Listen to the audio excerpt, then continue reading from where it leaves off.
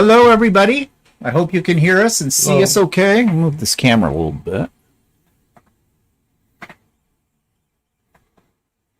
There's centered. Are we out of focus? We're out of focus.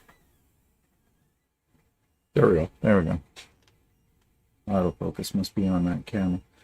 Okay, so we're all here. So hi, Judy and Patsy and Marlene and Cheryl and Donna and Marilyn and Teresa.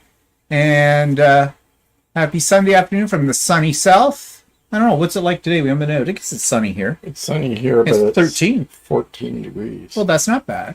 You're always a degree out from me. Well, I don't know. Maybe I'm sitting more to the south. Marlene's making Christmas mug rugs. And Teresa says, hi from UK. First time able to watch live. Sat here cross-stitching as sewing room being packed up. So, does that mean you're really angry about your sewing? If it's cross-stitching? Old joke. Never mind. So, we'll just give everybody... Oh, Angel's here. Well, you've Hi, had Angel. cross-sewing today. Yes, I've had cross-sewing today. We're going to be talking about that. It's been a very unusual weekend, as you're going to find out very shortly. But we're just waiting for a few more people to join us. We were about 2 minutes late. You probably thought, hi, Nancy. Maybe you thought that we forgot about the time change. We did not. And obviously you people didn't either if the time changed for you. I think over in the UK, you guys turned last weekend, didn't you? You went back an hour. We went, today is our day for that. Hi, Teresa. And, yeah, so, okay, so I guess we've got to get into it. And, well, update of my mother. Hate to start off with a sad note, but my mother passed away Friday morning, early Friday morning. So that's part of the reason why this weekend's a little bit weird for me. Anyways, it was not unexpected. You know that. We've been watching this. Hi, Jeannie. But yeah, I got a call close to 3 o'clock in the morning. Although you said, or maybe Lori thought it was more like 2 o'clock when I called her, but I thought No, it was about 2:45. Yeah, that's what I said to her, but Lori's my sister. But I phoned her immediately. And so yesterday we were making the arrangements. Thank you, Patsy. Basically, I had talked to my mother on a FaceTime because I still had the outbreak of the scabies, and they had bed bugs as well. If it doesn't rain, it pours. But they only had that in one room, and they knew where it came from. Thanks, Jeannie. Thanks, Nancy. Thank you all for your condolences, or I'll be here thanking everybody already. You know, what do you say in a time like this to anybody? I mean, I always have a difficult time, too, with it, and I know that you're sending out your best thoughts and everything like that, so I appreciate that. But life goes on. Means there'll be a whole segment we won't have anything to talk about. Yeah, I know, anymore. be short. We've been talking about my mother forever on this. Thanks, Judy. But anyways... I'm losing my train of thought here. Well, you had FaceTime with your mother. Yeah, I have a FaceTime with Mom on Wednesday. Because, of course, we can't go in there because of the scabies and everything like that and the bed bugs. Actually, you probably could have, but the thing is that you didn't really want to because of the... well, they wanted us to, if we were you had going to in... gown up. You had to gown up, you had to wear gloves, you had, of course, masks, but that's nothing new. Yeah, We've been well... wearing masks forever. And you saw your mother on FaceTime on Wednesday, and she was kind of... It was remarkable. When I saw her on FaceTime on Wednesday, she was not in bed. She was in her chair. They had her in the reclining wheelchair. I mean, she looked sort of like Stephen Hawking's, you know, because she was kind of slept over to one side, she had her neck pillow and everything. But she was responsive. We actually had a conversation. Now, when I say we had a conversation, it wasn't like more than a few words, but that's more than I've had out of her in quite a while. She was alert. I asked her if she was having any pain or anything. She said she wasn't. I asked her if she was eating. Well, she kind of said, well, you know, a little. So I don't know what a little was. But anyways, I said to Walter after I got off the call, wow, this is 100% about face in comparison to what was going on just days before that. And then I got thinking about it. No, and then I said, well, maybe she's getting better. Yeah. And we thought, well, maybe. But, it's never been a question of her physical health. It's always been a question of her mental health, which has always fallen on deaf ears to anybody that I tell this in the medical community. But that's what it was. She was in depression. She's been depressed for 7 years after my father passed away. And that was taking a toll on her ability or her will to live, really. But this wasn't about face. And I thought, oh, wait. They do say that oftentimes people that are about to pass will have suddenly a spurt of positive energy kind of a thing. And you're thinking, wow, this is a good thing. And then the next thing you know, they're gone. Yep. Next thing we knew, they're gone. Now, on Thursday night at about 8 or 9 o'clock, a call came through from Glen Hill, from the home she was in. And they were calling me every day. Usually they were calling me fairly late at night about stuff. Like a couple of times I got calls in around after 9 o'clock or so to keep me abreast of it. Well, my phone was in my pocket. And like a mad person, I put my hand in my pocket to grab the phone and answer it. And when I did that, I accidentally hung up on them. And they never called back. And I didn't bother to call them back because I kind of figured, well, it's going to be the same report. And it depended on who I talked to, how positive the report was. Most times it was not very clear what condition my mother was in with them. So I didn't know. So I didn't call them back. And then, of course, early the next morning, as I said, then I got the call out of it all. And then I found later in the day that there was a voicemail message left on my phone. I guess my phone doesn't really notify me that I have a voicemail message. I have to look at the icon. Yeah, I guess. With that. And I didn't see that until late. Was that yesterday I saw it? I think it was yesterday. And, just as well I didn't answer it because the message that I got was, one, very difficult to understand for 2 reasons. One, their phone connection in that building that they have is always horrible. And 2, the accent on this one that was calling me was like, I cannot understand you. And she never got, it was a convoluted message. I still don't know whether what she was trying to tell me was something positive or something negative about my mother. The way it went on. She's, well, she's not too bad than it was, but she's not eating. Well, we got some medication to her, but then she wouldn't take her medication. And I didn't know. And then it got cut off because this woman was going on for days and I guess the time ran out on the voicemail. So, of course, at that point, I already knew the end result. So Cheryl didn't hear the announcement, I guess. Oh, yeah, Cheryl, yeah. Well, she knows now, yeah. She passed away. Passed away Friday morning early, around 3 o'clock in the morning, about like that. So yesterday, I phoned up, of course, the funeral home, to go and do what they need to do. And I was already prepared for all of this. I've mentioned this before. And there are some people who thought I was being a little extreme, not pointing any fingers at all at anyone. But I'm that kind of person. I wanted to be prepared because I was not prepared when my father passed away. And so we made an appointment, my sister and I, to go over and to, make all the arrangements. And we did, but we couldn't get there. They didn't give us an appointment until the next day, till Saturday, yesterday at 10 o'clock. So we went over, and the guy that was looking after us, I don't know if he was new or what, but we went into this room, and there was a table with 2 chairs, and we were seated like 6 feet apart from each other, my sister and I, and he was over at sort of a small desk with a computer on it, and on a chest of drawers kind of a thing, cordenza, or whatever you want to call it, he had a huge monitor. It was like a 40-inch or 50-inch. Well, it was bigger than this. What's the size of this It was screen? 40-inch. Okay, well, it was like a 60-inch then, sitting there. And so we could see everything he was typing. Of course, he had to gather all this information. And I knew what information to bring as well, because when I called and made the appointment, they asked me, it said that I should bring her social insurance card, I should bring her birth certificate, and I needed to have the full name of her parents and where they were born and this kind of stuff. So I can't remember if they asked me that with my father. They must have.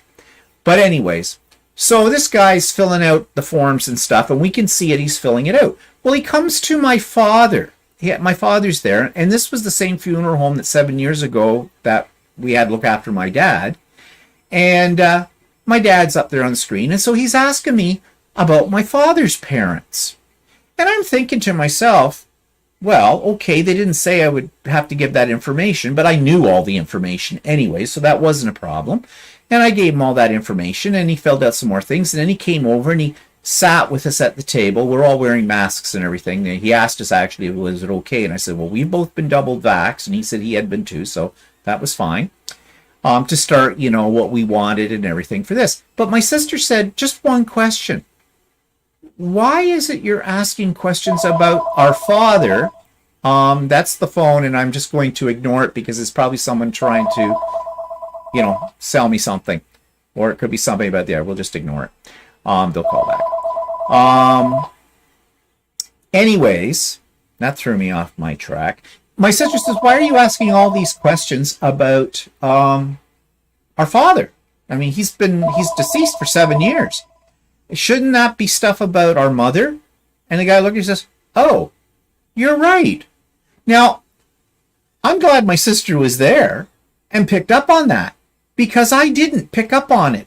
I mean, I thought it was a little strange, but I thought, well, okay, it might, because it came up in his form. He had my dad's name, but we'd already done my mother's name and her date of birth and that, but he hadn't asked me anything about her parents yet.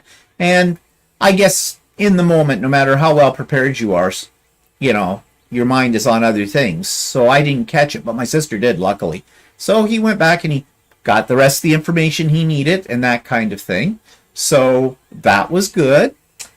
And we were just having a very simple thing. We told him we did not want a reception. We did not want a visitation at all due to COVID. I was prepared for him to give us a hard sell, but he didn't. So probably because, well, you said, a lot of people aren't doing what they used to traditionally do in the past. Yeah. So that. He said, so we're looking after the cremation. And I said, yes. Well, then they had to get another lady to come in about the urn and all that. And I'll spare you all the other details about things that, you have to do and whatnot. But, I don't think he was prepared for the fact that I was prepared, because I had made a data sheet for them, because I knew the information they're going to ask. And I gave that to him right off the bat with all the vital stuff that he needed. And I also had pictures of my mother. I'd already written out the obituary as well. So that was all there, ready to go.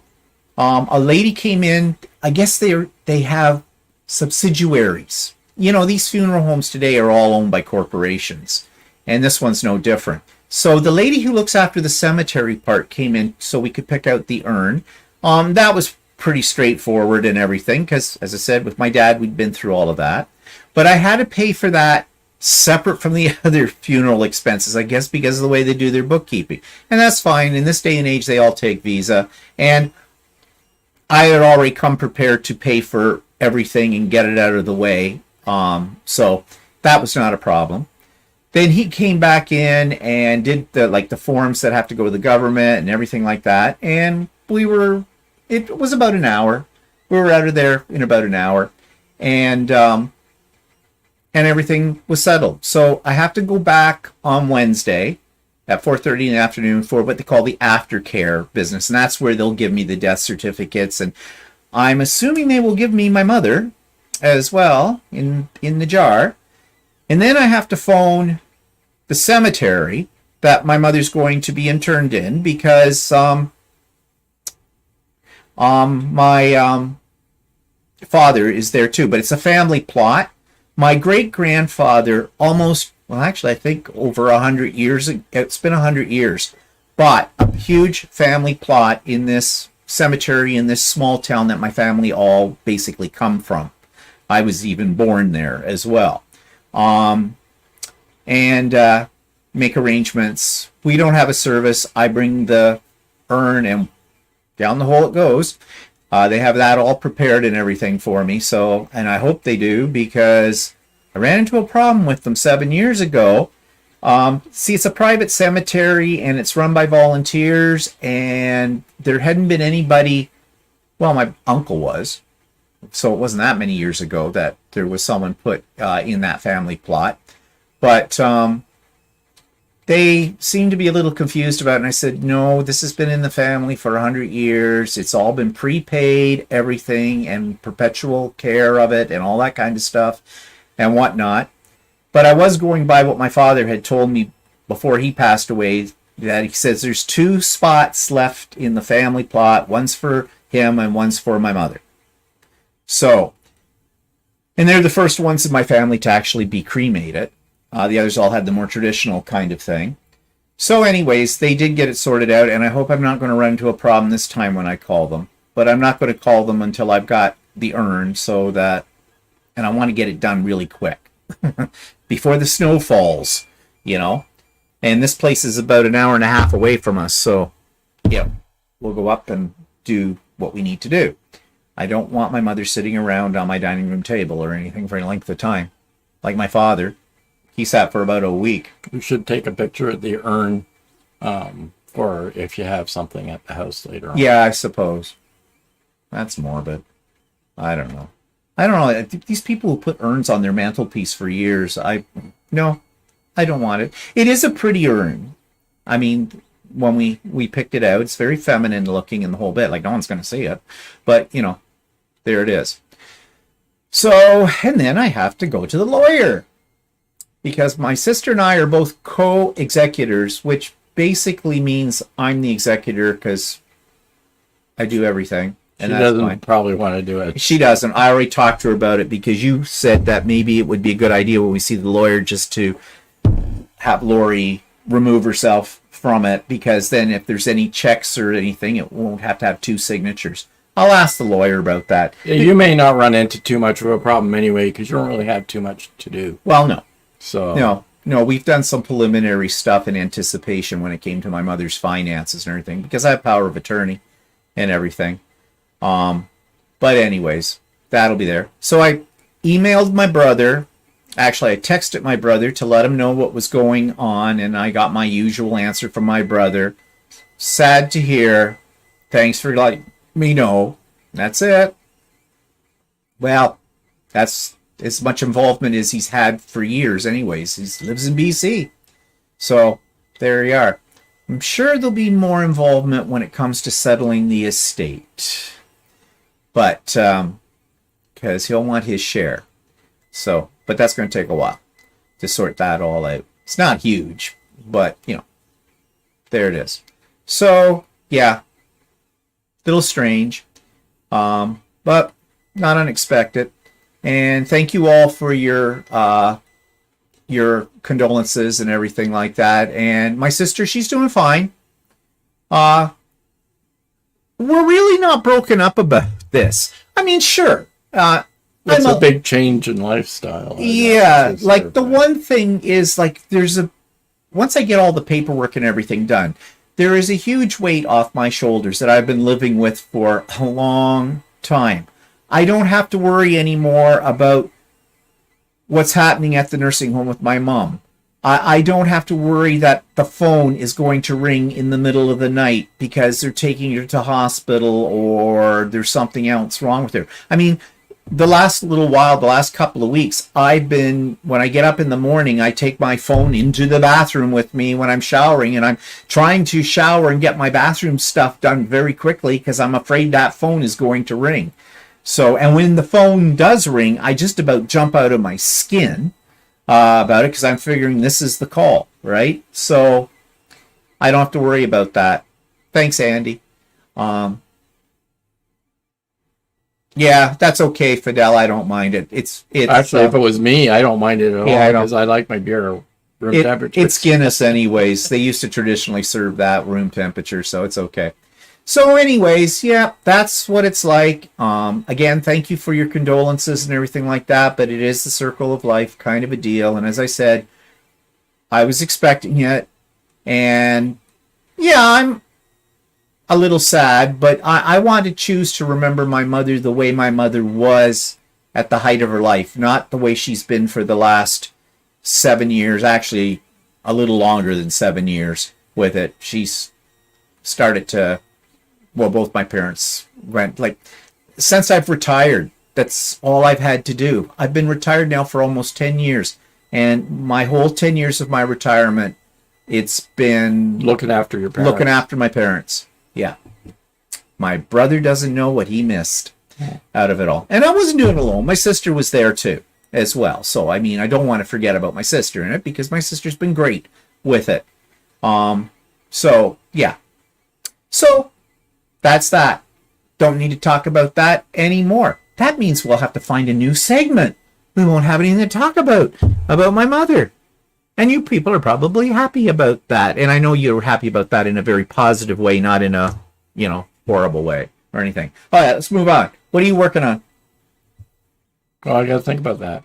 I'm working on my shirt that I for my class for last week, right? Yeah. I didn't bring it down. All I have is we got the front's done on both sides, and then during craft and chat, I did the back yoke on it, and I'm ready for tomorrow's class. Oh. So tomorrow's class will probably attach the back to the front, which I could probably do now, but I'll wait for the class. And they'll probably put the sleeves in, and maybe slow. And I don't know how far we'll get tomorrow. It depends on how slow the other people are in the class. So we'll probably put sleeves in tomorrow. So this is the second class, right? Yeah. So weren't you supposed to have 2 new people come to the class? No, one. Actually, there's one lady there are 2 people that had expressed an interest in joining the class, but only one did, and she missed last week, which was the first class. Well, that sounds good. Yeah, and one other lady who seems to, like, she's very gung-ho and she's very new into sewing, but she, over the past year, seems to, I think she only completed one of all of our projects, and the other one she gets about a couple of classes in, and then all of a sudden something happens, and she either gets disillusioned or something, and she never ends up finishing her projects. I'm not sure why she's still in it. She keeps joining. And even last week, her Wi-Fi went down partway through. And, it seems like she has an awful lot of problems with her Wi-Fi. Or I have a feeling it's just that she gets behind and she decides that her Wi-Fi has gone down. Because it seems to me she has more problems with Wi-Fi than anybody else does. And she's on Bell, so. Oh, well. Yeah, well, so there you go. So that's what you've been working on. Why I said she's on Bell. She's on the same system we're on, and we don't usually run it. Our Wi-Fi is practically never down. No, but I noticed something really strange, but I think it might have been my computer. When I was on, I've been on sort of, this weekend was also Energize 4.0, which is part of the Quilter's Way, the group I belong to. It was a retreat, a virtual retreat. And so I had that this weekend too, in amongst, funeral arrangements and all that kind of stuff. And I noticed that when I try to do something multiple windows, the sound from Zoom was going echoey, from other people. And at first I thought it was somebody else's microphone, but then I realized, no, they're not hearing that. That's on my side from the computer. So it must have been, I don't know, I've never had that problem before. So that was kind of weird. Although it might be tied in with the way that because she has problems, the organizer of it, with her Wi-Fi in Alberta. So I don't know. Anyways. So Hi, Maggie, glad you could make it. Sorry it was this episode. Yeah. Billy says you have Lucy now to talk about. Oh yes, yeah. There'll be lots to be talked about that too. But anyways, what have I been working on? So I started a class last Tuesday. This was a carryover from just before COVID. I was booked into this class to do a Lone Star. I think I mentioned that to you. And of course, it got put on hold for the last year and a half because of COVID. So we're back at it. First thing I said when I walked into the room, I said, so I am assuming that everybody in this class, there were only 6 of us in the class. Actually, there were only 5 of us in the class, plus the instructor, are all double vaccinated. And everybody said they were. In fact, one says she's even 3 times triple vaccinated, right? And I kind of figured most of them would be because they're all older people, for one thing. And older people seem to get the vax, right? And I include myself in that group. I guess I'm an older person too. Although I still look so useful. It's that moisturizer. You should try it. You old prune. But whatever. And I said, the reason I'm asking people is because I'm not putting my health in jeopardy in here. And so if one of you had said you weren't double vaxxed or you had an attitude about vaccinations, I would have left. But glad to see. And actually, most of them, all of them, I had been in classes with before, and I kind of knew these people, so it was safe. And they all kind of agreed with me, too. So that was okay. So we worked on our Lone Star, and I had homework, and I have finished my homework. And I think next week we're going to learn how to cut these strips into diamonds on a 45 degree. I've done that before. That's not too difficult. And I don't know if we're going to start sewing or not the strips together. This is where we're going to learn how to do Y-seams. But as I've said before, I've done them before. So I sort of know how to do it, but I need a refresher on that. So it's kind of good. I kind of like, it's almost like normal, except you're breathing for, 3 hours through a mask. But whatever. And speaking of ultimate sewing as well, I got a call on Thursday. Yeah, it was Thursday. And they're very efficient there. There was a fabric line that I saw that I really liked, and I'd asked Shirley if she was getting it in. Well, she didn't know what it was. This is back a few months ago. And she looked it up, and she said, oh, yeah, that's really nice. So she was going to order some. And I said, well, whatever you order of it, I want 2 meters of each of the colorways in it. And I got all of those. But she didn't get the entire line in, and that was fine. I think I got 3 or 4 out of the colorway. So I got a phone call from one of the employees there telling me, oh, we got more of that stuff in, some of the stuff that hadn't come in before, on that line. And I said, okay. She says, yeah, we got two other colors. And I said, okay, can you cut me 2 meters of each and I'll be in to pick it up? And then she said, oh, wait, she says, no, it's only 1 color. And I said, well, nevertheless, I'll take 2 meters of that. I sort of felt committed because I was the one that really got Shirley to order it in. So, but that's okay because I really like the fabric. So we went in to pick up my 2 meters. $508 later, I came out of Ultimate Sewing. I had a little, what do you call it? Retail therapy. Walter held himself back. You bought, and that was before your mother passed away. Yeah, that was before my mother passed away. So, well, there were some things I decided I needed when I was in there, so I stocked up. Well, I bought a couple of things, but mine was $59. Mm-hmm. Well, mine was expensive because I bought about 6 meters or so of wide back fabric because I needed more wide backing because I hate piecing a backing for a quilt. And so wide back is double the price in yardage. So it's still actually, her prices are good on it. But I stocked up on that, and I bought a bolt of white fabric because I use white fabric quite a bit in backgrounds or things like that, and it's good to have on hand. And if you buy a whole bolt, she gives you like 25% off of the bolt. And then she had this thing. Shirley is a real enabler, I can tell you. What a business woman. She sees us coming in. Yeah, she goes, ka-ching, and ka-ching. She goes like, we tend to buy a fair bit of stuff, so. Yeah, so she said, she was having a sale on end of a bolt. So if something was like a low and you bought it to the end of the bolt, she gave you, what did she give? 20%. 20% off. So I went around the store. I needed a little bit more Christmas stuff, and I found a couple of bolts that were pretty close. They only had like less than 2 meters on them. So I figured, well, I get 20% off that. Yeah, I had one fabric. Actually, I had bought 2 meters of it a few weeks ago, and I really liked it. And because I actually was buying it as sort of like something I could use with something else, but then I decided I thought I could make a whole shirt out of it.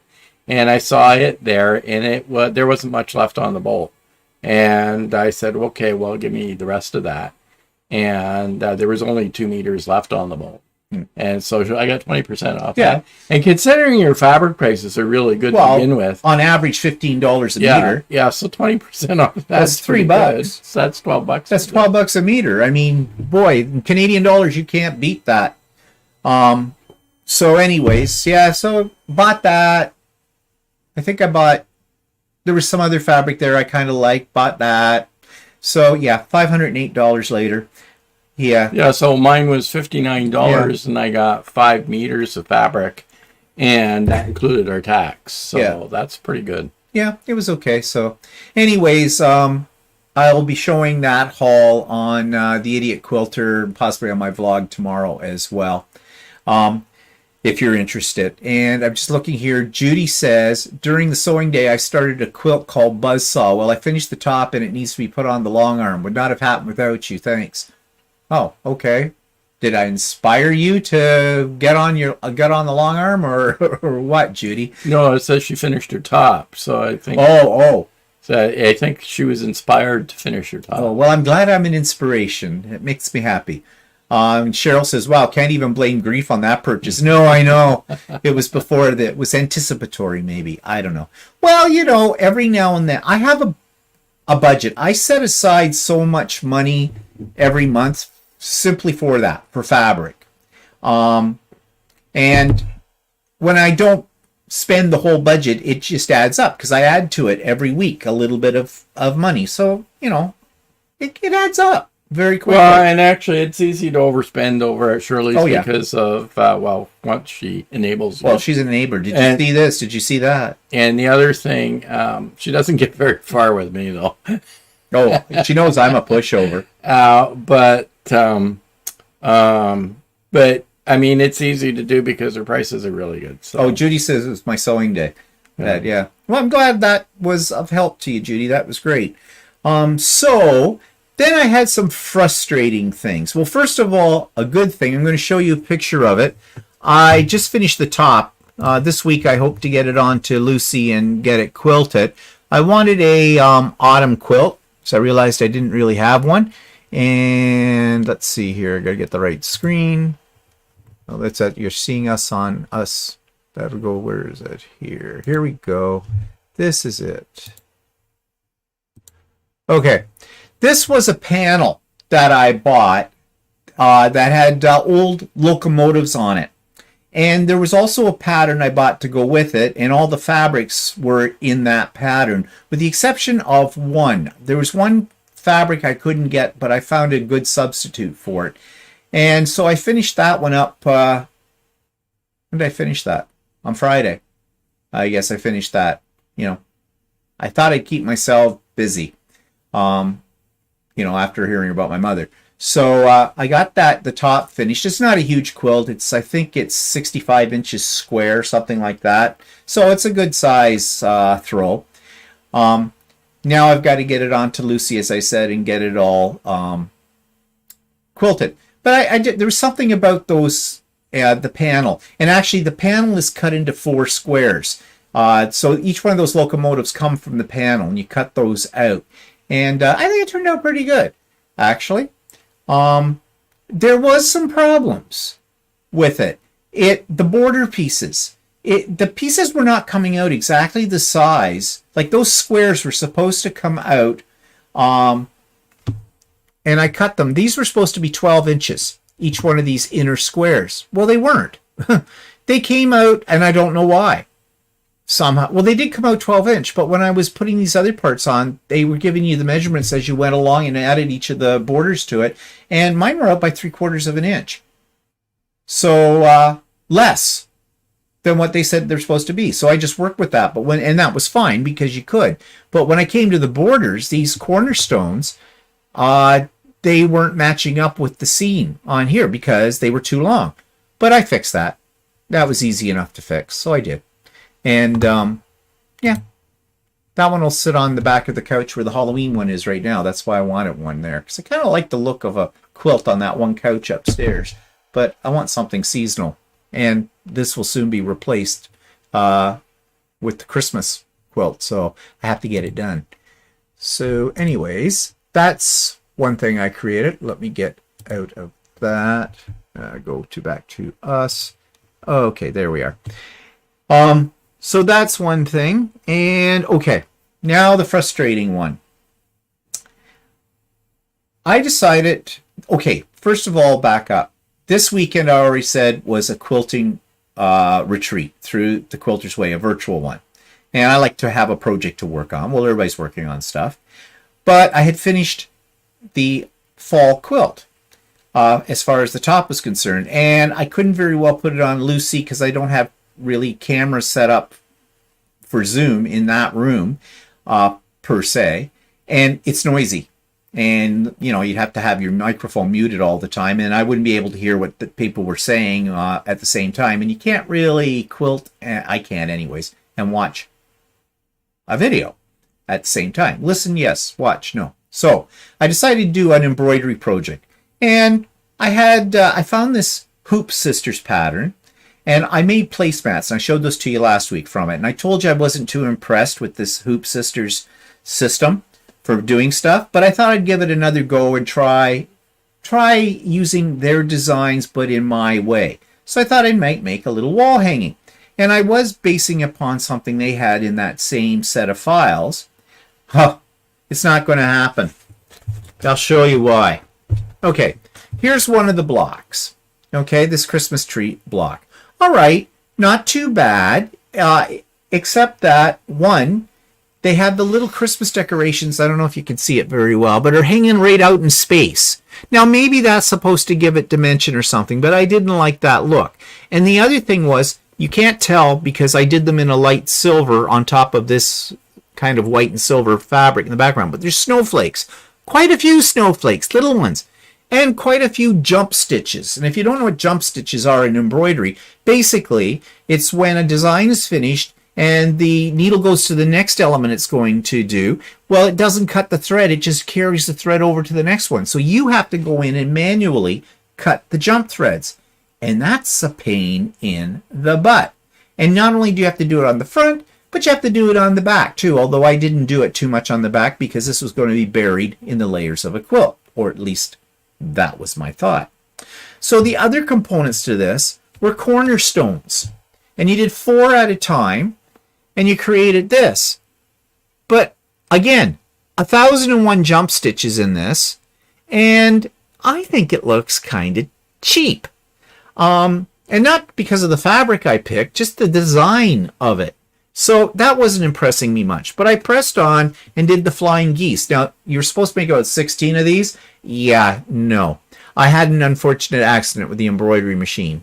I was trying to do 3 of these at a time, and I hadn't trimmed up my fabric, and my foot got caught. When I turned my back. My damn foot. My damn foot, yeah. It never does it. Your embroidery machine will always work perfectly while you stare at it. As soon as you turn your back, it goes, aha, and will do something. I turned my back, and it went, aha, and it caught, and it ripped the tearaway stabilizer, and at that point, I didn't even like, these were taking forever to do, because it's applique. And you lay the piece down, and it has to sew this on it. Then you have to fold it, and it sews this on it. Then you fold another one. And I went, screw this. Is it that great that I want to make it? No. So I scrapped the project. Stop when you're ahead with it.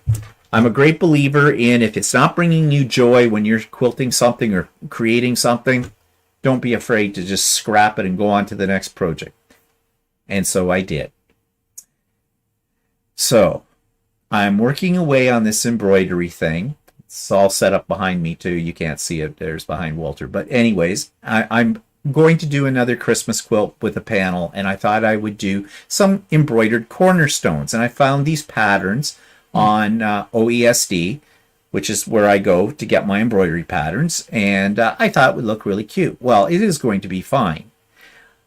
But my thread cutter wasn't cutting thread in my embroidery machine at the end of a stitch, which means it's a pain in the butt because you have to manually cut your thread. I mean, it takes a second to do it, but it's a pain in the butt, especially when you're used to having an automatic thread cutter on it. So I thought, well, I'll look this up on the web and see what I can do. Well, it says oftentimes if your thread cutter's not cutting, you probably have a dirty thread cutter. And you need to clean out the lint because little pieces of thread and lint can get caught underneath the blades of this, and that will stop it from really cutting. So I open it up and I look at it, and yes, there was lint and some threads in it, so I cleaned them out. But a few of the pieces of lint I just couldn't get out because there's blades on top of blades, little pieces of metal. So I took it apart. There was my first mistake. Now, I saw how to do it. Didn't look that hard. What's hard is when you put it back together. I don't think I did it right. So Walter looked up a serviceman's manual for it. We studied that. I tried some more. And that wasn't helping, which meant I had to take some of the covers off of the embroidery machine. So this is becoming much more major. Meanwhile, I'm online for this thing I'm on, this virtual retreat, right? And listening to those people and whatnot. And yeah, so Walter comes downstairs and he's much better at these things than I am. But he, how do you put it gently? Fucked it up too. Well, I tried my best. Yes, you did. But I don't think I can get it right either. So it's going to go into, like, I can still embroider on the machine and everything like that.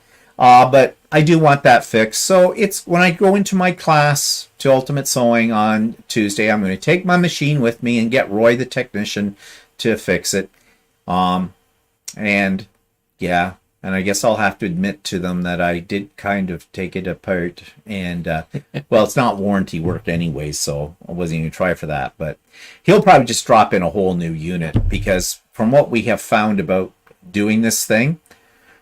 It said about one of the videos I saw was to clean it out. You should take 2 screws out, take the whole unit out, and clean it. You can clean it really well there, and then you can drop the whole unit back in. Yeah, well, I didn't see that video, and it was after the fact, wasn't it? It's always after the fact. So I pulled a Lucy, and I don't mean long arm. I mean Lucy as in Lucille Ball move. Ricky! What you do now, Lucy? Well, anyways, now, just when you think it's safe to get back into the water, I had another thing. My iron. Yes, this was his new embroidery machine. Yes. Me and machines. Oh, yeah, and earlier this morning, I was fixing one of my 3D printers. Yeah. But that was okay. That I had no problems with. I was able to fix that. I mean, I'm not afraid of those things anymore. You know that. I've ripped them down and put them back together again, so not a problem. You got to remember that your embroidery machine isn't your 3D printer. You can't just take it apart. But I'm a man, and what do men do with machines? We screw them up. Yeah, but we tinker. We fix them. Not well. Anyways. It's not a major one. It's just an annoyance. But, yeah, they'll call me an idiot at Ultimate Sewing. Well, they won't call me an idiot to my face, but I know they'll all be thinking that. And they go, oh, here comes Steve with another sewing machine in here. What do you think he busted this time? Well, you know how you said that one screw was really tight? Mm-hmm. I bet you there was a lock nut on the other side of it. When you loosened it, the lock nut came off. No, there wasn't. No, but you wouldn't know if you take the screw out, the lock nut would drop off. No, that didn't. Oh. No, that I know for certain because of the way it was done. Yeah, well, I don't know. Anyways, you're right. And you probably are, and I stand to be corrected once again. Well, anyway, he told me to really tighten this one screw, and I did. And then his machine wasn't working properly. So then I took it back apart, and I loosened the screw, and now it's working okay. It's working the way it's still not cutting thread. It's still not cutting thread, but at least it's like I thought, oh, we've really screwed this up now. But anyways, so yesterday, my big Rowenta tank iron, the one, you've heard me talk about that I was absolutely in love with, that Walter bought me a year and a half ago for my birthday, and I was so excited with it, and I've loved it. Well, I should have known the signs, because lately it's been like deciding to just suddenly hear the pump in it for the water going off on its own for no apparent reason. And sometimes when I go to steam something, I basically give it a steam bath because all this water, hot water, comes shooting out of the bottom of it. And I thought, no, I'm in denial. It is fine. It's supposed to do that. Work around it. That's what I do with things. I will work around the problem, or try to, and convince myself that this is the way it is. Well, I'm down here working away, and suddenly the whole damn thing blows up. And I mean, it let out this noise like an old-fashioned steam engine. There's a theme happening here. You know how they used to, the steam when they shut, you'd see them in old movies blowing up and that? Exactly what the iron did. Just a big cloud of steam over the whole room out of this thing. I went, well, this isn't good. And the tank is dry, like the reservoir. And how much does that hold? Over a liter, isn't it? Yeah, it's a huge tank. And I had just filled it up, not like a couple of hours or so ago, or earlier, the day before, or something like that. And I hadn't been using it that much, but it was on, ready to go, and that kind of thing. So I'm thinking, what's the problem here? Also, it has a light on it that when you need to fill up the tank, it'll let you know. So I'm thinking, there's a special little device that goes on the side of it, and it's a sort of a thing that gathers deposits of calcium and minerals out of your water system into this. It's a special, like a copper or iron bar or something, and every now and then you're supposed to unscrew that, take it out, wash it off, and you will get all these little bits and pieces of crap from it, and then put it back in. The only problem is you can't do it when you've had the iron on. You've got to let the iron cool right down for at least 2 hours or more. Or if you undo this thing, you may find it embedded in a far wall because of the pressure it's under, and you may find that you have no skin left on your body because you have been scalded to death. No biggie.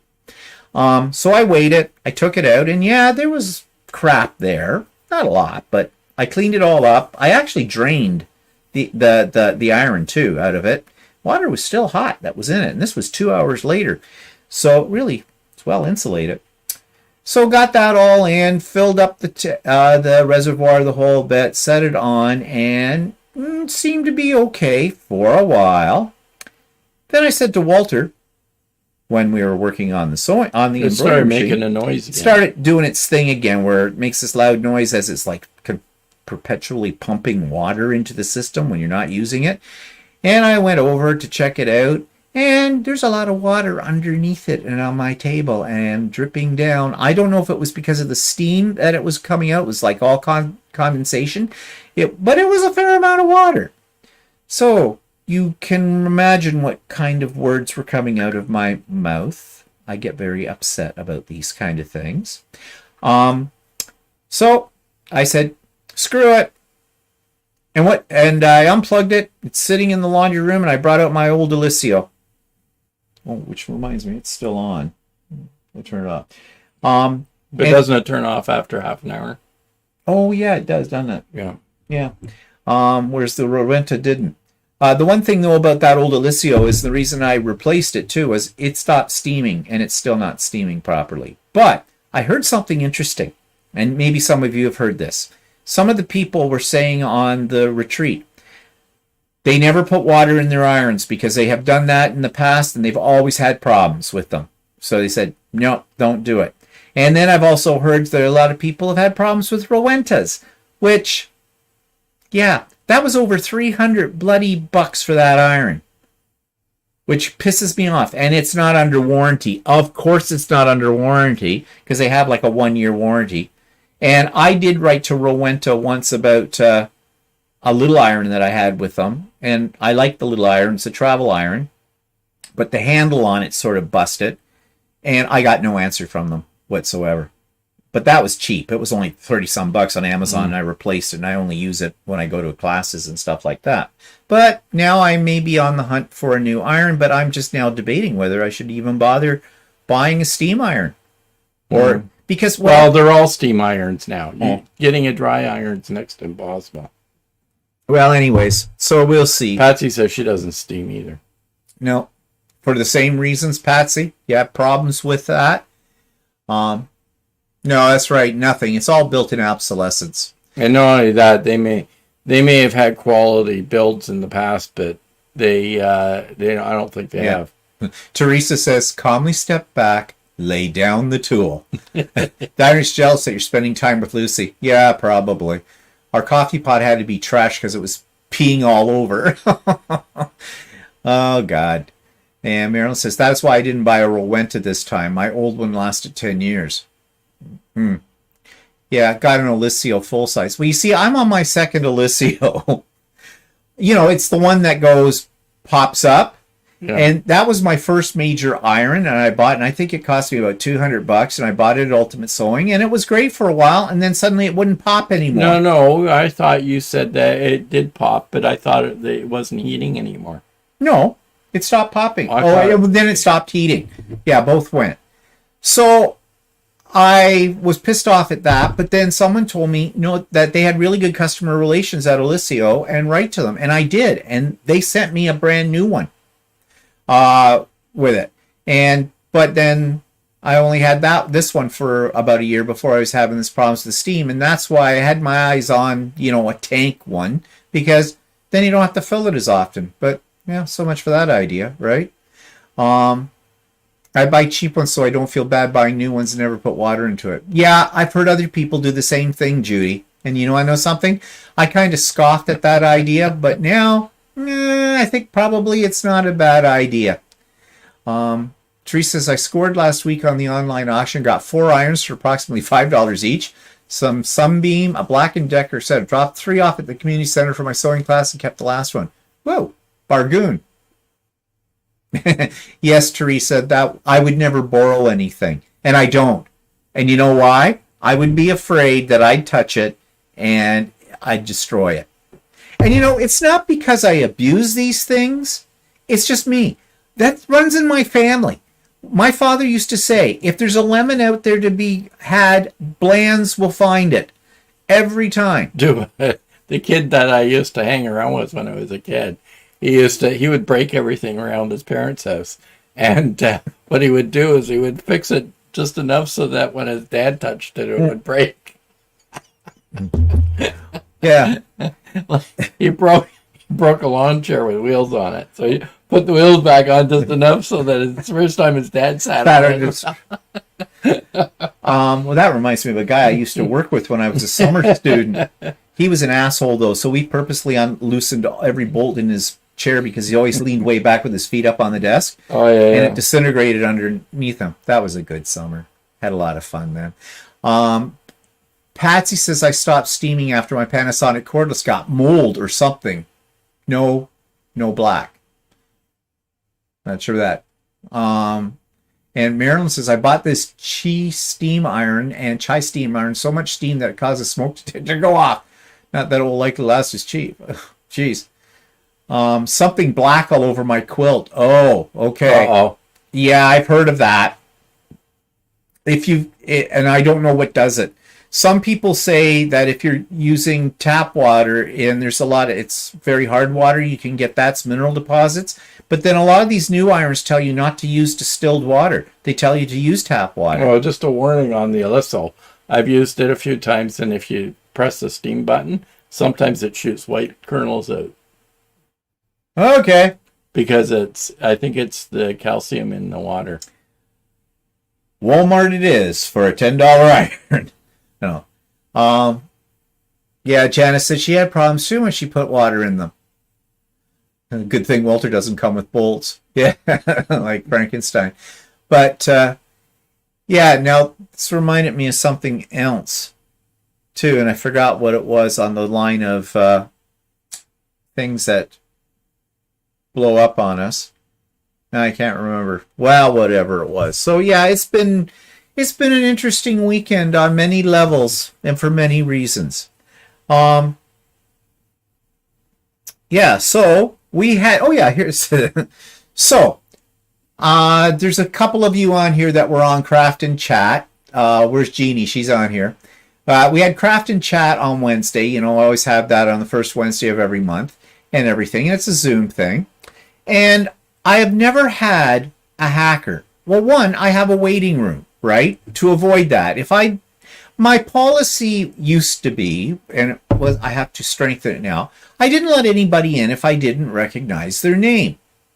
But the problem with that was some people aren't clear on how to change their name, and it'll come up with whatever the default is. So I get some people, it'll come up as iPad guest, or they'll use somebody else's name. Like if they have their connection under their husband's name, for example, it'll come up with their husband's name. But I don't know who their husband is, so I'm trying to figure out who the person is. And the problem is I can't see the person until I admit them into the waiting room, and I can't even talk to them. That's not completely true at the moment, but I'll come to that. So this one came up. It said iPad guest, and I thought, okay, well, it must be somebody on here. I'll let them in. Well, they came on, but they didn't have their camera on, and they didn't have their microphone on. So I had said, you know, iPad guest, identify yourself, you know, turn on your camera, turn on your mic, you know, and nothing was happening. I said, if you don't do that, then I'm going to have to knock you out of this. Well, then this person cut off. Then they came back on, but this time in the waiting room, for their identification, they had some long thing written in Russian or Cyrillic. That's the alphabet, isn't it? That they Something use? like that. Like that in this. And I think, I don't have any Russians that have ever joined us on this. And then I did admit them for a second, and they started blaring what sounded like the national anthem from Russia. But Walter said it's the beginning of the Pet Shop Boys Go West. I don't know. That's what it sounded like to me. To me, it sounded like the Russian national anthem. Oh, no. But this was obvious, and we heard a kid giggling in the background too. So somebody was trying to hack in. So I had to get rid of them. Well, I wasn't sure how to get rid of them. And there's a way to block them. So I figured it out, and I went to block them, and I knocked out Jeannie on there. And I couldn't figure out how to unblock her. So I spent about half an hour trying to get Jeannie back in. Every time she tried to get back in, it wouldn't let her in. We finally did solve the problem, but it meant that we had to shut the whole thing down. I had to create a new Zoom link and everybody back in. And I won't do that again. But having said that, they just had a new update to Zoom, and now you can talk to somebody. You can send a message to somebody before you admit them. So what I can now do is if I see somebody that I don't recognize on there, before I admit them into the room, I can send them a message and say, who are you? So that's a good thing. Yeah. Yeah, poor Jeannie. I didn't mean to block her. Well, I guess you really only learn something when you do something you're not supposed to. Well, Walter was up on his computer upstairs, and he's looking up what Zoom had to say about it. Well, Zoom Their had a method. instructions weren't always the best, so. They were pages long, and you're trying to go through them and find out what the thing was. And when I did find it, I did what they said to do. That didn't work. So we even went to YouTube looking. Yeah, Jeannie, you were the center of attention. But it wasn't Jeannie's fault. She wasn't the crazy Russian or whoever that was. It was just that what happened was the Russians thing was underneath Jeannie. And when I highlighted it with my mouse, and for some reason, I just got the upgrade to Windows 11, and my mouse seems to behave in a slightly different way. It's either that or I'm just getting senile with using it. I don't know. And I didn't realize that I had accidentally highlighted Jeannie and not the Mad Russian. And when I blocked her, yeah, and they don't make it easy to once you're blocked, you're blocked. Like, yeah, it's sort of like Facebook. I was saying that on Facebook, I had somebody want to friend me, and I didn't recognize the name, so I thought, I just blocked you, right? But then I found it was actually somebody I wanted to friend. And once you block somebody, or once you do, what do you call it? Not block them, you turn them down from coming into your Facebook. They can't come back in. Well, Teresa says, how do I change my name in it? I always use my work account. Okay, there's a couple of methods. When you first join up, when you sign in, there should be something that will say, is this the name you want to be identified by? Now, it depends on the device you're on. It may come up on a computer, but that may not come up on an iPad or an iPhone. So in that case, you should be able to change. Once you're in the room, if you right-click on your name that shows up at the bottom of your little square on the screen, you should see a pull-down menu and it will say rename, and you click on that. However, I did find out that the host can have that blocked, so you can't change your name. And that's, I think, what happened on... Now, the host can change your name for you, but you can't. But there is a button in the settings that the host can click on that will allow a user to change their name. And I noticed on mine, it was set so that the user couldn't change their name. I have now since rectified that. Now, if you get in there, you should be able to just right click on your name and change it if you're... Well, now also with him being able to talk to the person coming in, even if your name isn't one he recognizes, at least he can talk to you and make sure you're not a crazy Russian. Yeah. Teresa says, sure, blame it on the software. No, I'm blaming it on the Russians. And as a side note here, there's actually a facility on the website of Zoom where you can block certain countries. I've blocked Russia. Yeah, but the only problem is that you don't... I don't know if they're from Russia. Yeah, they could have been someone from North America, and they could have switched their keyboard over to Cyrillic, and just that could have been just nonsense letters or something. Because I don't read Cyrillic, so I don't know. But that was the first time I've ever had a problem with that. Which means, okay, how did this person find out about it? It means they were scanning YouTube videos because I posted the link in that, or some hacker has created a robot that can go in and seek out in the information, in the show notes, information like that, and collect that information. So, it's just, thank you, Cindy. And thank you, Kathy, too, as well, for the condolences. Yeah. Harashil. Yeah, it's too bad. Russian for fine. Too bad I didn't have my old co-worker sitting next to me because she was Russian. She would have known. She would have known. Well, we learned something that day. Okay. We learned how to unblock somebody if I accidentally block them. And we learned that we have a waiting room for a reason. And now with the facility to be able to send a message to someone in the waiting room, that's going to make life a little better. So, but, a lesson for this would be, use your name on a Zoom. Was that Teresa? At least there wasn't a politician with a cat face. Yeah. Wish hackers would get a real job. Yeah. Yeah, I wish they would too.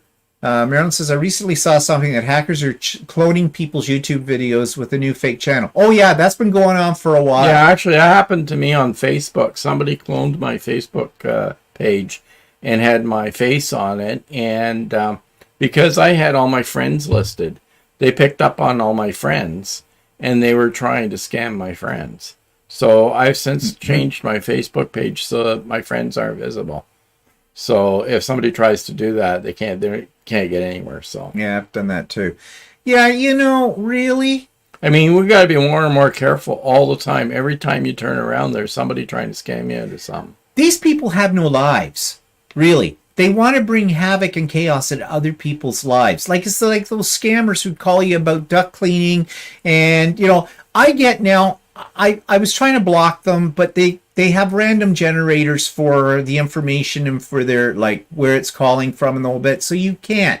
It just, gives you a new one. I've been getting one now for 2 months. I get one of these once every day, if not every other day. And it's supposedly from Bell. Bell is our internet and telephone and television provider. And it says that they've upgraded their system and your webmail will no longer be available until you go in and log in and update your system for this? Well, if you do that, it takes you, of course, to a fake URL where they're collecting your login information. And Bell doesn't send out those kind of messages or anything like that, but I get them constantly. All this, I just trash them, but it is annoying. But there could be some people, and obviously there are, that get fished in with that, like the ones who get fished in to buy all the gift cards at Walmart to pay for something from the revenue, from taxes or something like that. Like, really? How did you get fished into something like that? Like gift cards. When does a government agency take gift cards for payment? Duh. With Marilyn said, it wasn't me. I'm still getting up courage to join it. Marlene, you do not need courage. We are a happy little group. We have a good time. It's very relaxed. It's not recorded. It is not recorded, so you can come naked. No, we don't do that. You'll find it a really great experience. I guarantee it. Just ask Jeannie. She's been there. Except she gets blocked. And Judy. Yeah, except when I block her. Yeah. I'm sorry for last. I'm new to the channel. I'm new to the channel. This is my first live. Okay, well, welcome, Kathleen, to it. And sorry you had to come in on a sad note, but that's okay. I'm fine. So don't worry about me. Overview. Are they all ex-husbands trying to wreck lives? Oh, maybe. Or ex-wives. We don't have to worry about it. Well, how do you know they're not ex-wives trying to wreck? Yeah. Well, we don't have to worry about either. Because we don't have ex-wives, and so far we don't have an ex-husband. Although there are days. Yeah, the IRS is coming after you. For us, it's the CRA. Yeah. Always like CRA. that one. Oh yeah, their CRA's out to come, or they're gonna. The police are on their way. Mm-hmm. And they go, oh no, you're kidding! Quick, I'll run down to Walmart and get you $500,000 in gift cards. Yeah. Police. The police are on their way. Yeah, right. Yeah. Fidel says, even for me that I'm shy, I enjoy the meetings. Yes, but we did not see you on Wednesday on the past one, Fidel. Everybody was asking, where's Fidel? People were crying. They were upset. Their day was just not being made because Fidel was not with us on the Wednesday. Or somebody phones you and says your credit card has been compromised. Oh, yeah. Except they don't tell you what credit card you have. Yeah. Call this number. And then you got one the other week that said, oh, this is your grandson. Oh, yeah. I love this one. I got a phone call. I go, hello? He goes, hi, how are you? And I went, fine. Who is this? What, you don't recognize my voice? I said, no, I don't. Well, it's your grandson. Oh, red flag. I don't have grandchildren. I don't have any children at all. And I said, oh, yeah. So what do you want? And then he got suspicious. I think he was trying to get me. He was trying to get me to say his name too.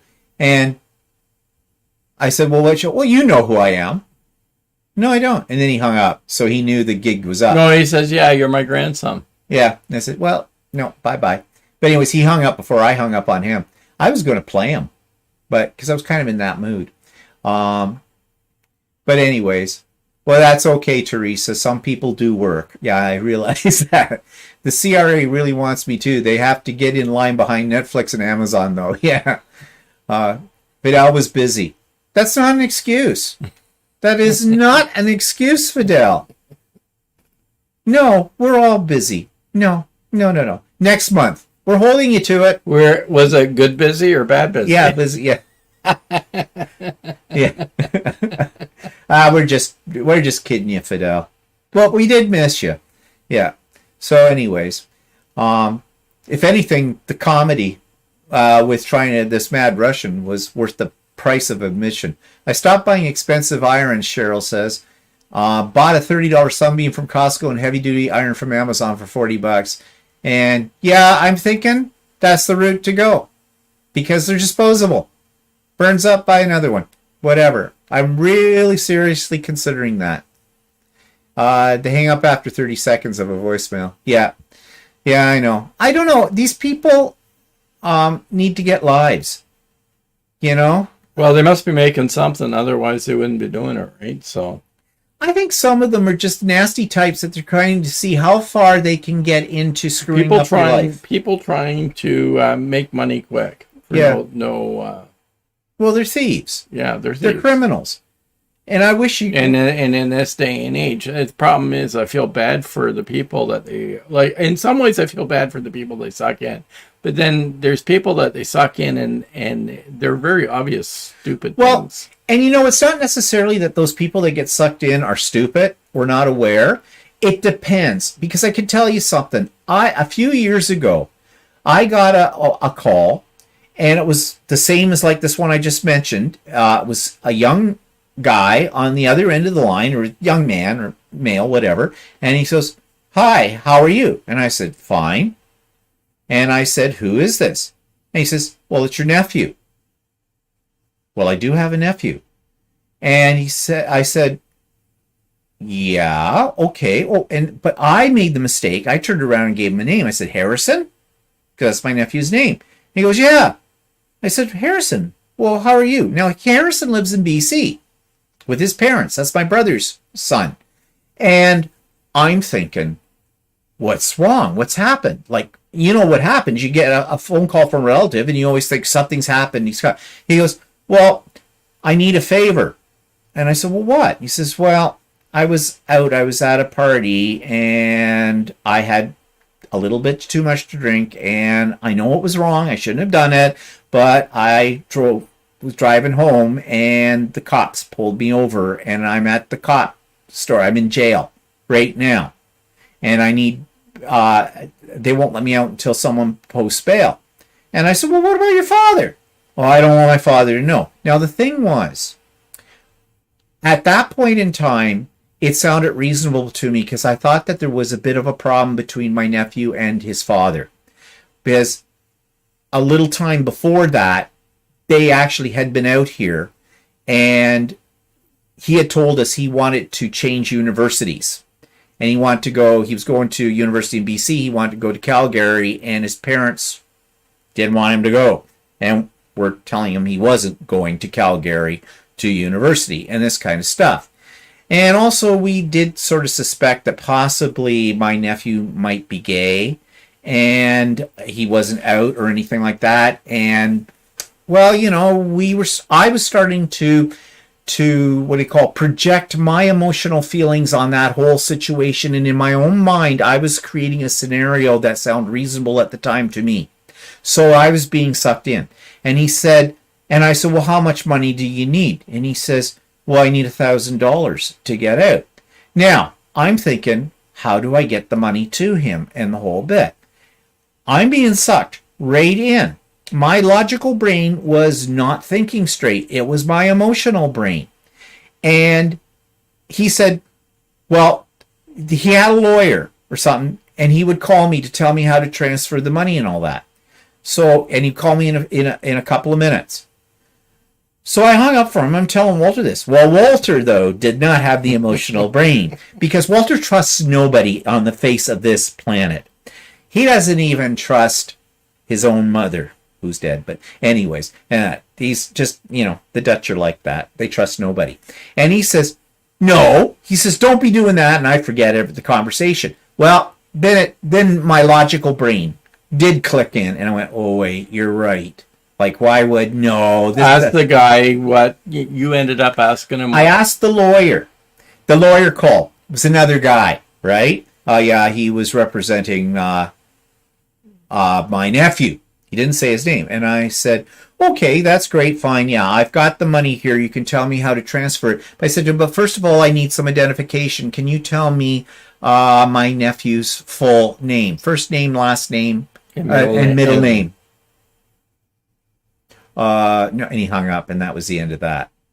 But I understand how easy it is to be sucked in, because it depends on your emotional state at that given moment.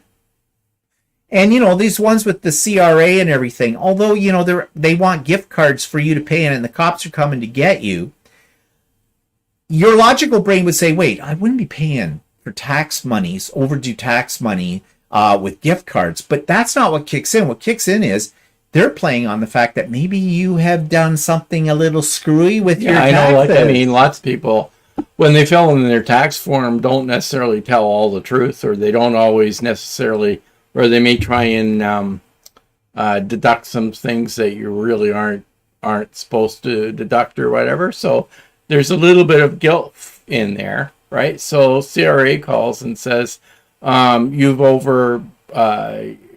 overstated your something or another, or you owe us another $1,000 or whatever, and somebody feels a bit guilty or whatever, or is scared by that or whatever, they suddenly go into panic mode.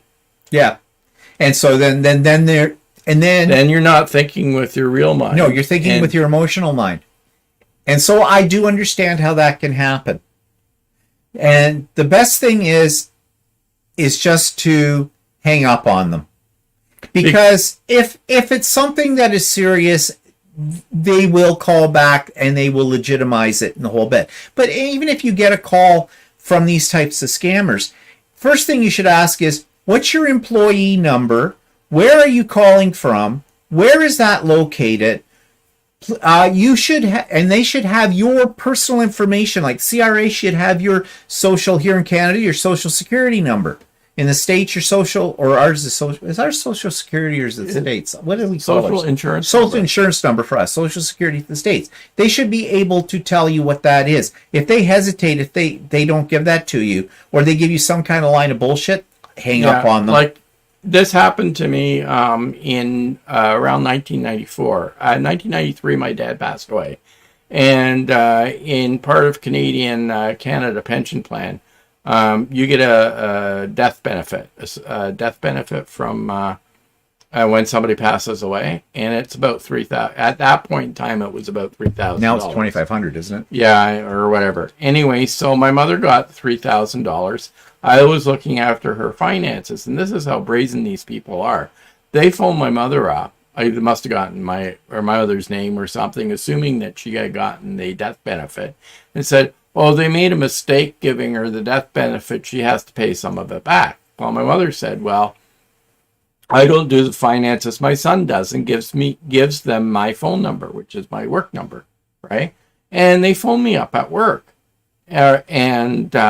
or I can't remember if they phoned me up at work or if my mother gave them the number. Anyway, so they phoned me up at work and told me this, right? And I said, "Well, wait a minute. What's your name?" Because I worked for the Ontario government. And government employees in Canada, when you ask them their name, you're supposed to give it to them, right? Or when you're an employee.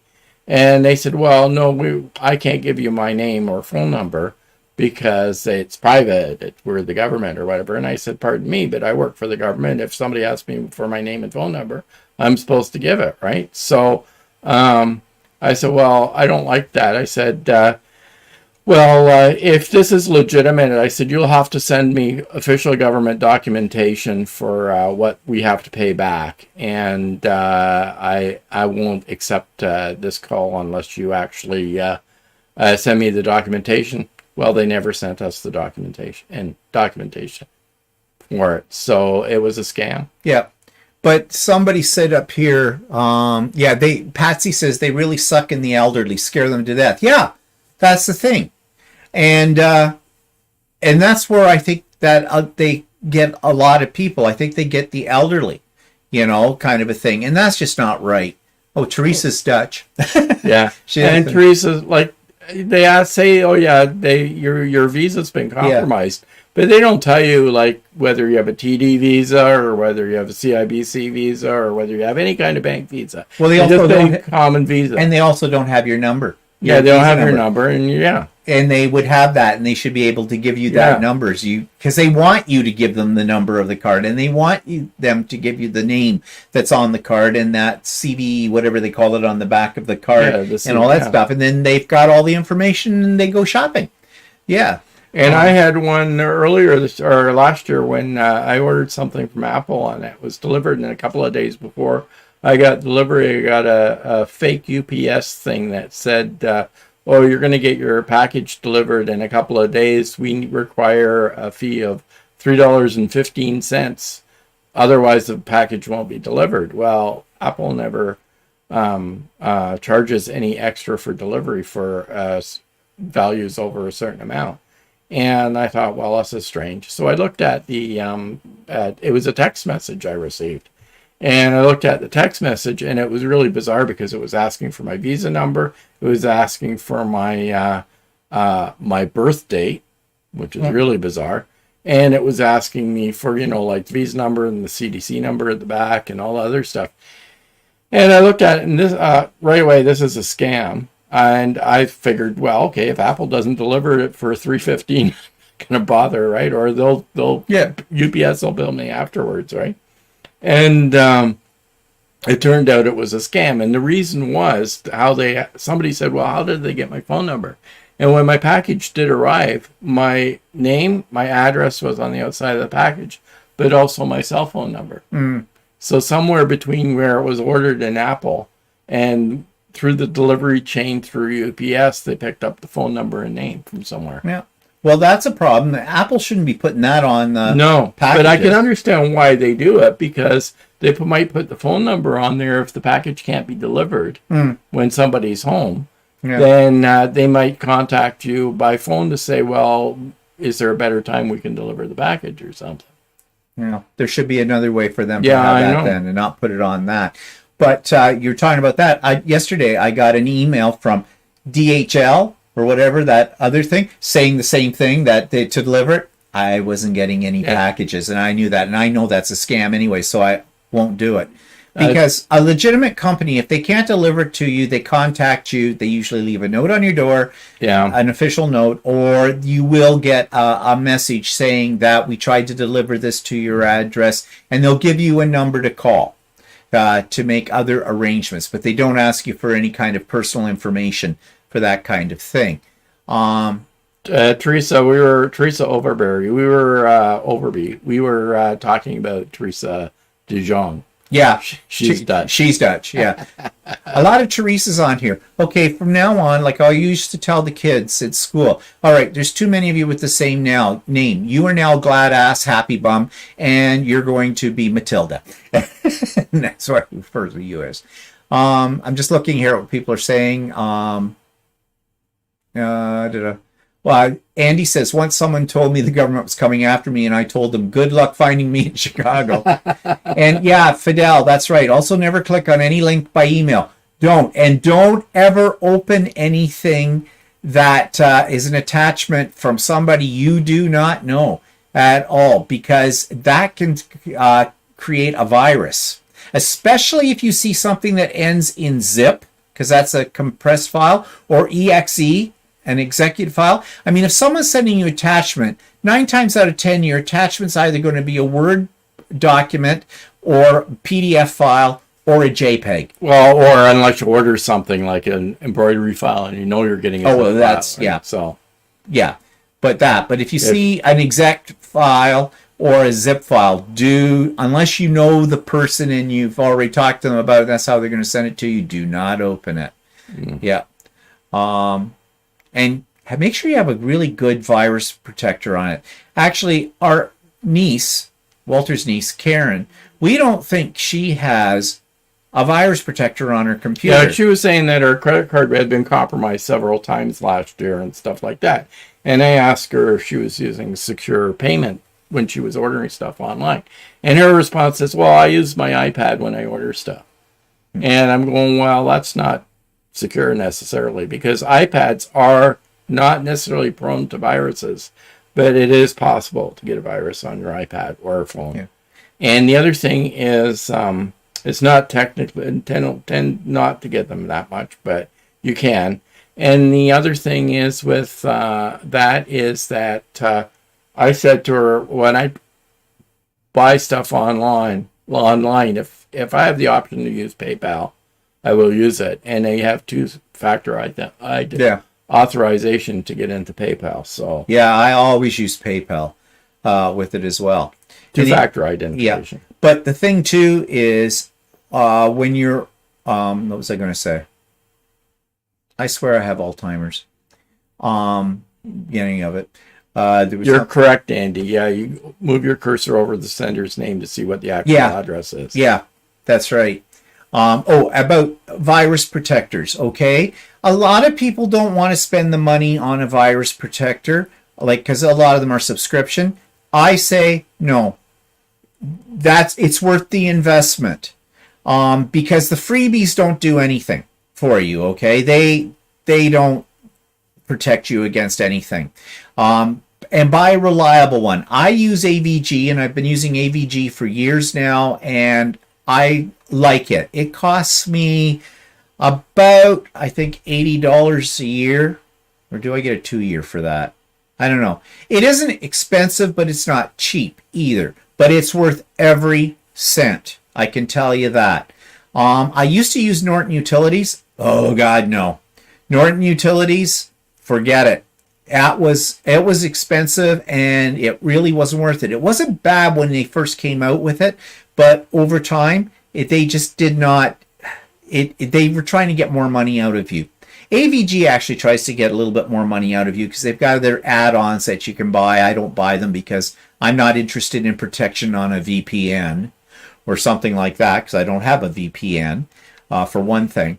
But buy a reliable one, not McAfee or McAfee, whichever way you want to say it.